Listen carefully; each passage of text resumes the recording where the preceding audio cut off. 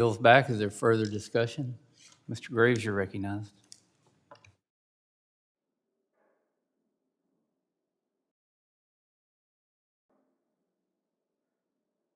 Thank you, Mr. Chairman.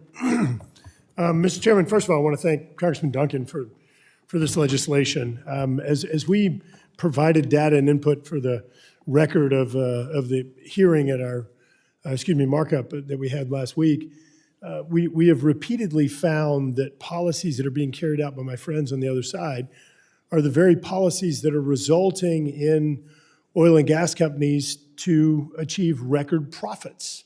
But it's not just about that, Mr. Chairman.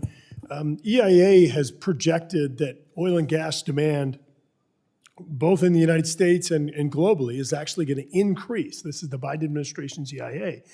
It's going to increase, and so we have a choice where we can either domestically source energy or we can get it from other countries. Now, this administration's policies apparently have a preference for other countries. For example, Mr. Chairman, Venezuela has profited to the tune of $65 billion in additional funds compared to, let me say that again. Venezuela has profited to the tune of $65 billion in additional profits as a result of this administration's energy policies. If we care about emissions, an analysis that was recently done by ICF found that Venezuelan emissions are actually 4 times worse than energy coming out of the Gulf of Mexico. 4 times worse. Secondly, Iran has benefited to the tune of $60 billion. $60 billion. This is the same country that is out there funding surrogates like the terrorist group Hamas that is attacking our allies in Israel right now. Now my friend from California, and I'm glad you're back, friend, my friend from California cited a study, and I actually read this study because there was an article in the New Yorker weeks ago on this, and I was really intrigued by that. And there are a few things that I think are really important to note. Number one, the study was not peer-reviewed, has not been peer-reviewed by anyone. Number two,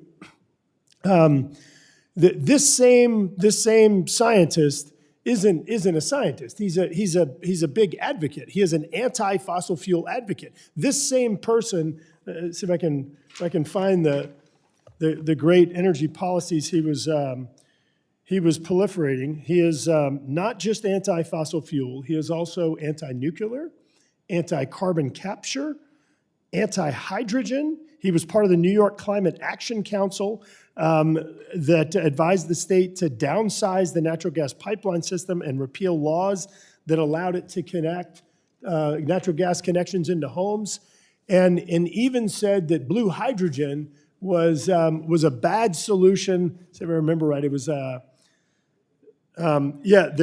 blue hydrogen was a bad solution, and it was 20% worse than coal and natural gas. And so this is a person apparently wants to walk everywhere, I guess, as opposed to be able to drive and fly and things along those lines. These aren't rational approaches. Now, lastly, if I can find my paper, lastly, there was an article on this that I have no idea where I put it.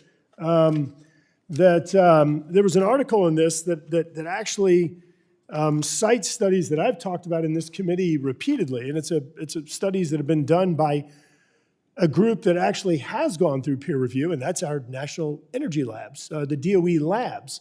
And those studies have found contrary outcomes as compared to this non-peer-reviewed study by a clear advocate. And as a matter of fact, in an article that was just today, I think in E&E, that I somehow dropped or something, there was actually a quote in there from the administration countering the findings of the study. And so while I know that my friends across the aisle would never want to do anything contrary to the Biden administration, oh, look, there it is, right there, sorry. So I just want to quote a Biden administration official, which I try not to do a whole lot, but both the 2014 and 2019 analysis that were concluded that the use of U.S. LNG exports for electricity generation in European and Asian markets will not increase greenhouse gases emissions from a life cycle perspective when compared to regional coal extraction and consumption for electricity generation. So that is the Biden administration's Department of Energy, and I'll note again that study was not peer reviewed. So, Mr. Chairman, I urge adoption of the legislation and yield back. Gentleman yields back. Is there further discussion? Ms. Comlager Dove, you're recognized.